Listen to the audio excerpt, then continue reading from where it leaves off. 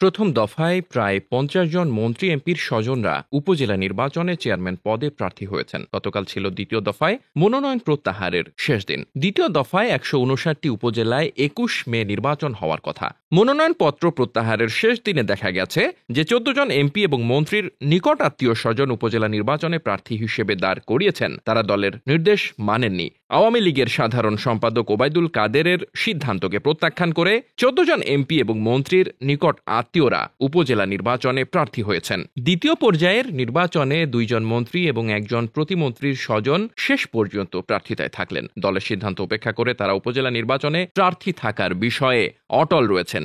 এদের মধ্যে রয়েছে নরসিংদীর মনোহরদী উপজেলার স্থানীয় আওয়ামী লীগ নজরুল মজিদ মাহমুদ স্বপন। তিনি শিল্পমন্ত্রী নুরুল মজিদ মাহমুদ হুমায়ুনের ছোট ভাই।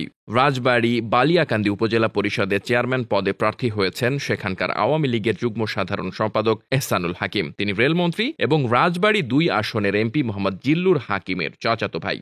গাজীপুরের শ্রীপুরে প্রাথমিক ও গণশিক্ষা প্রতিমন্ত্রী রুমানা আলীর বড় ছেলে জামিল আহসান দুর্জয় চেয়ারম্যান পদে প্রার্থী হয়েছেন। এ ৩ জন মন্ত্রী ছাড়াও বিভিন্ন জায়গায় এমপিদের আত্মীয় স্বজনরা প্রার্থী হয়েছেন। লালমনিরহাটের কালীগঞ্জে সাবেক সমাজ কল্যাণ মন্ত্রী এবং সংসদ সদস্য নুরুজ্জামান আহমেদের ছেলে রাকিবুজ্জামান আহমেদ এবং ছোট ভাই ও বর্তমান উপজেলা পরিষদ চেয়ারম্যান মাহবুজামান আহমেদ প্রার্থী হয়েছেন।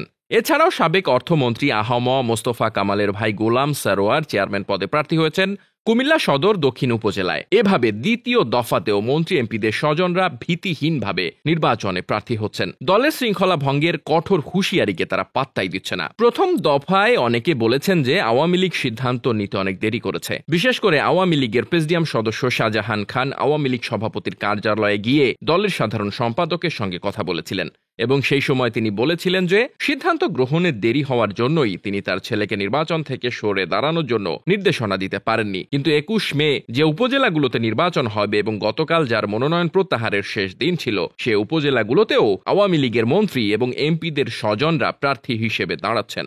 প্রশ্ন হলো, দলের মন্ত্রী এমপিরা কেন দলের নির্দেশনা মানছেন না? এর পেছনে কি কারণ রয়েছে তার ব্যাখ্যা দিতে গিয়ে রাজনৈতিক বিশ্লেষকরা একাধিক কারণের কথা উল্লেখ করেছেন। দলের প্রতি আনুগত্যের অভাব। যারা মন্ত্রী এমপি হয়েছেন তাদের দলের প্রতি আনুগত্যের অভাব তীব্রভাবে দেখা যাচ্ছে। তারা দলের চেয়েও নিজের স্বার্থকে বেশি দেখছেন। দলে কি হলো না হলো তার চেয়ে তার নিজের অবস্থান কতটা সংহত হলো সেটি তিনি বিবেচনা করছেন। এজন্য দলের নির্দেশনা তারা মানছেন না। এলাকায় অস্তিত্ব রক্ষা। এ সমস্ত মন্ত্রী এমপিরা এলাকায় নাজুক অবস্থায় রয়েছে, তাদের শক্ত প্রতিপক্ষ রয়েছে। নিকট আত্মীয়দের এলাকার চেয়ারম্যান বানিয়ে তাদের অবস্থান শক্ত করতে চায়।